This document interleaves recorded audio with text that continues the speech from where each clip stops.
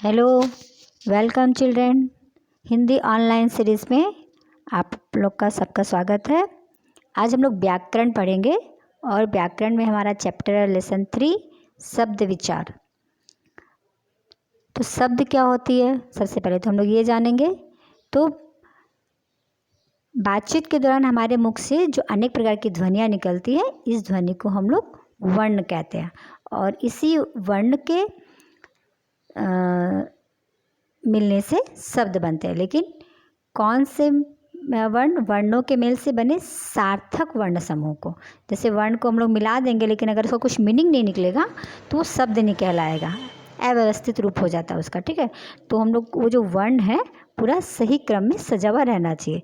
जैसे पुस्तक का वर्ण क्या है, प जोड़ उ जोड़ स जोड़ त जोड़ अ जोड़ क जोड़ अ, पुस्तक है ना। लेकिन अब अभी यही पुस्तक को हम लोग उल्टा पुल्टा लिख देंगे। देखो नीचे में लिखा हुआ है क जोड़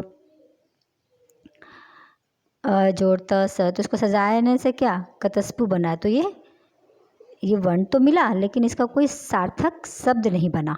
ठीक है, सार्थक मीनिंग नहीं निकला इसका, तो ये शब्द नहीं कहलाता। ठीक है, उसके बाद है पद।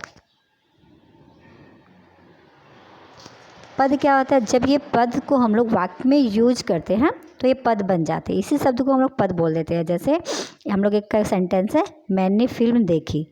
तो फिल्म में 3 शब्द है, मैंने फिल्म देखी। तो ये तीनों अलग अलग शब्द जब एक साथ मिल जाते हैं तो ये शब्द न रहकर पद बन जाते हैं। ठीक है, फिर शब्द को क्लासिफाइड करते हैं हम लोग, वर्गीकृत। तो शब्द को हम लोग 4 आधार पर डिवाइड करते हैं। पहला उत्पत्ति के आधार पर, दूसरा अर्थ के आधार पर, तीसरा रचना के आधार पर और चौथा प्रयोग के आधार पर। तो उत्पत्ति के आधार पर मतलब ये शब्द कहाँ से आया है। तो उत्पत्ति के आधार पर शब्द के 4 भेद होते हैं, तत्सम शब्द, तद्भव शब्द, देशज शब्द, विदेशज शब्द। सबसे पहले हम लोग पढ़ेंगे यहाँ पे तत्सम शब्द। तत्सम शब्द का मतलब है जो संस्कृत से जो शब्द लिया गया और जो हम उसको हिंदी में यूज़ करते हैं तो उसको कुछ चेंज नहीं करते, सेम टू सेम वही है। तो तत्सम शब्दों का आशय संस्कृत के समान शब्दों से हैं। वे शब्द जो संस्कृत से हिंदी में अपने मूल रूप में ही प्रयोग होते हैं वे तत्सम शब्द कहलाते हैं। जैसे कपोत, तो कपोत संस्कृत शब्द है, इसका हिंदी में ही कबूतर होता है। उत्साह, अग्नि, अग्नि माने आग, दिवस, निद्रा, मयूर, जीवा, जीवा जीव को बोलते हैं, उज्ज्वल, तृण, कलंक। ठीक है, ये सब।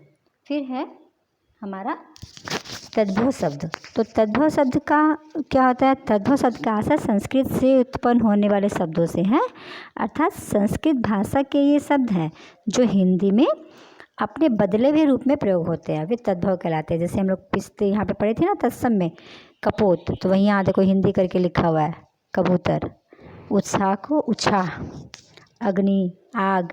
ठीक है, दिवस को दिन, निद्रा माने नींद, मयूर मोर, इसी तरह से ये सारे शब्द हैं। फिर देशज, देशज शब्द क्या होते हैं, जो शब्द हमारे देश की ही विभिन्न भाषाओं और बोलियों से हिंदी भाषा में आए हैं। जैसे अपने गांव के लोग बोलते हैं कुछ भाषा, तो उसमें से कुछ कुछ शब्द होते हैं ना, वो हम लोग अपने लिटरेचर में व्यवहार कर देते हैं।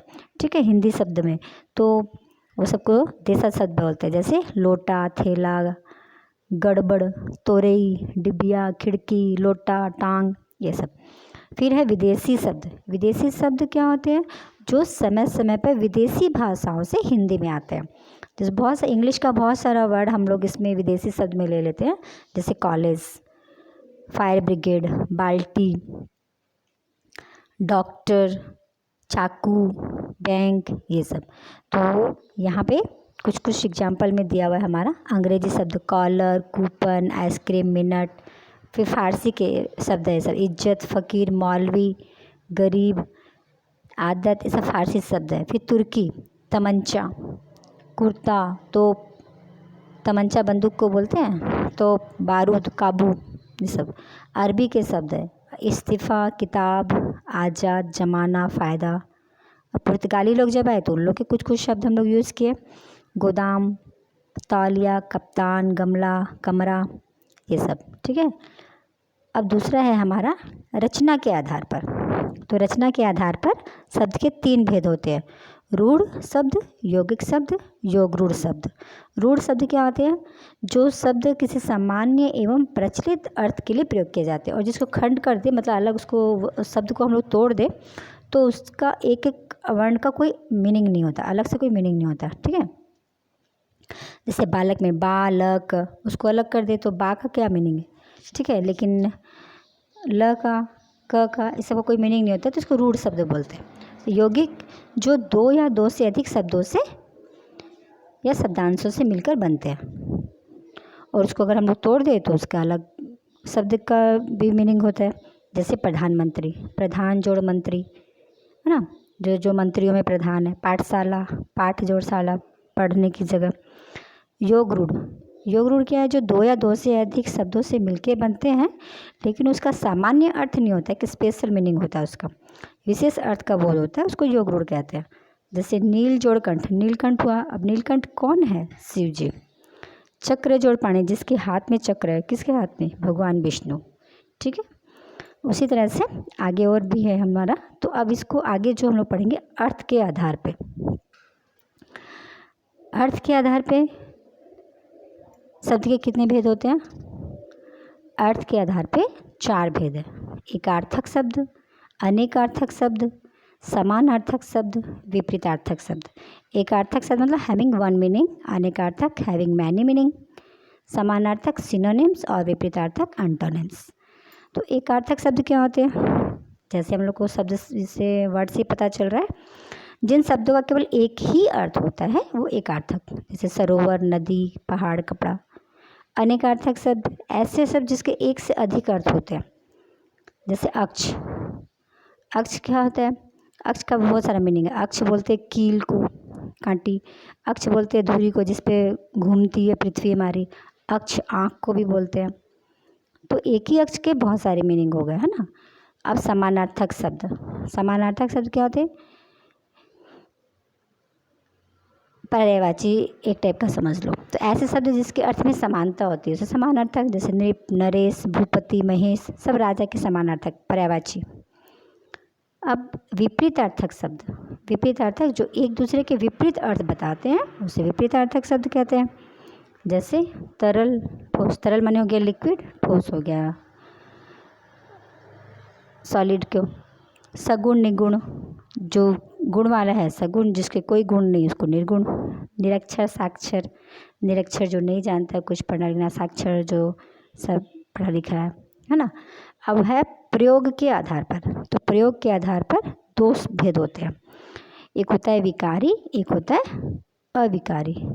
विकारी शब्द डिक्लिनेबल वर्ड्स, है ना। तो जो शब्द वाक्य में प्रयोग करने पर लिंग, वचन, कारक और पुरुष के अनुसार बदल जाते हैं उसे विकारी शब्द कहते हैं। जैसे जो इसका मतलब, जैसे कि जिस उस वर्ड को हम लोग यूज़ करें तो एक वचन में उसका अलग लिखते हैं और बहुवचन में अलग लिखते हैं। ठीक है, वो संज्ञा, सर्वनाम, क्रिया और विशेषण शब्दों को विकारी शब्द बोलते हैं हम लोग, और वो लिंग, वचन, कारक के अनुसार चेंज होता रहता है। इसका आएगा सेंटेंस हम बता देंगे। जैसे एक वचन, जैसे बच्चा पढ़ता है, अब लेकिन हम उसको बहुवचन बनाएंगे तो बच्चे पढ़ते हैं। ठीक है, तो वहाँ पे बच्चा का बच्चे हो गया, पढ़ता का पढ़ते हो गया, चेंज हो गया वहाँ पे।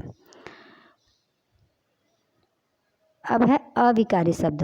अविकारी शब्द जो शब्द वाक्य में प्रयोग करने पर लिंग, वचन, कारक और पुरुष के अनुसार नहीं बदलते उसे अविकारी कहते हैं। तो ये सब में कौन कौन सा शब्द आता है? क्रिया विशेषण, संबंध बोधक, समुच्चय बोधक, विस्मय आदि बोधक आदि शब्द अविकारी शब्द आते हैं। तो अविकारी शब्द में जैसे क्रिया विशेषण कर लेंगे तो अभी, अब, ऊपर, इधर, तो वो एक वचन में भी वैसे ही रहता है और बहुवचन में भी वैसे ही रहता है। ठीक है, उसी तरह से है संबंध बोधक में पहले, भीतर, पास, कारण, तो बहुवचन में भी वही है सेम। समुच्चय बोधक या, अथवा, किंतु, परंतु। विस्मयादि बोधक वाह, ओह, अरे, शाबाश, तो वो एक वचन में भी जैसा रहता है वैसे ही बहुवचन में भी रहता है, उसमें कोई चेंजिंग नहीं आता। अब यहाँ पे हम लोग जो पढ़े हैं उसको सब रिपीट करने के लिए कहा गया है। क्या पढ़े वो एक तरह से समरी यहाँ पे दिया हुआ रहता है। तो 2 या 2 से अधिक वर्णों के मेल से बने सार्थक ध्वनि समूह को शब्द कहते हैं। अब शब्दों का वर्गीकरण यहाँ 4 आधार पे किया गया। उत्पत्ति के आधार पर, अर्थ के आधार पर, रचना के आधार पर, प्रयोग के आधार पर। तो उत्पत्ति के आधार पर 4 भेद, अर्थ के आधार पर 4 भेद और रचना के आधार पर 3 भेद था और प्रयोग के आधार पे 2 भेद। यहाँ पे रचना के आधार पे नहीं लिखा है, योग, योग रूढ़ वो सब। तो अब इस यहाँ देखो क्वेश्चन आंसर हमारा कुछ है। शब्द किसे कहते हैं, पद किसे कहते हैं, ये सब को तो लोग पढ़ लेना, पढ़ने से खाली ये सब हो जाएगा, है ना। इसका कुछ कुछ व्याकरण जैसे बना लो, तो व्याकरण ये सब बहुत इम्पोर्टेंट होता है। जैसे ख नंबर है, वर्णों के मेल से बने सार्थक वर्ण समूह को क्या कहते हैं, शब्द। विभिन्न विदेशी भाषाओं से हिंदी में आए शब्द विदेशी शब्द कहलाते हैं। ठीक है, उसी तरह से और भी आगे दिया हुआ है, मैंने सब इसका आंसर लिखा है। तुम लोग चाहो तो इसको जैसे फिर इन दी ब्लैंक्स का तो आंसर चेंज नहीं होगा, अगर चाहो तो बाद वाले का कुछ कुछ अगर चेंज करना चाहो तो कर सकते हो। जिन शब्दों का केवल एक ही अर्थ होता है उन्हें एकार्थी शब्द कहते हैं। अब शब्द, लिंग, वचन, कारक और पुरुष के अनुसार कौन बदलते हैं, विकारी शब्द। ठीक है, अब यहाँ दिया निम्नलिखित शब्दों के तत्सम व तद्भव रूप लिखिए। तो सुपुत्र, सुपुत्र संस्कृत शब्द है, उसको हिंदी में सपूत। जीव्या, जीभ, ऊँट को उष्ट्र, जीभ फिर यहाँ जीव्या, दिवस, दिन, नाक को नासिका, मयूर, मोर, रात्रि, रात।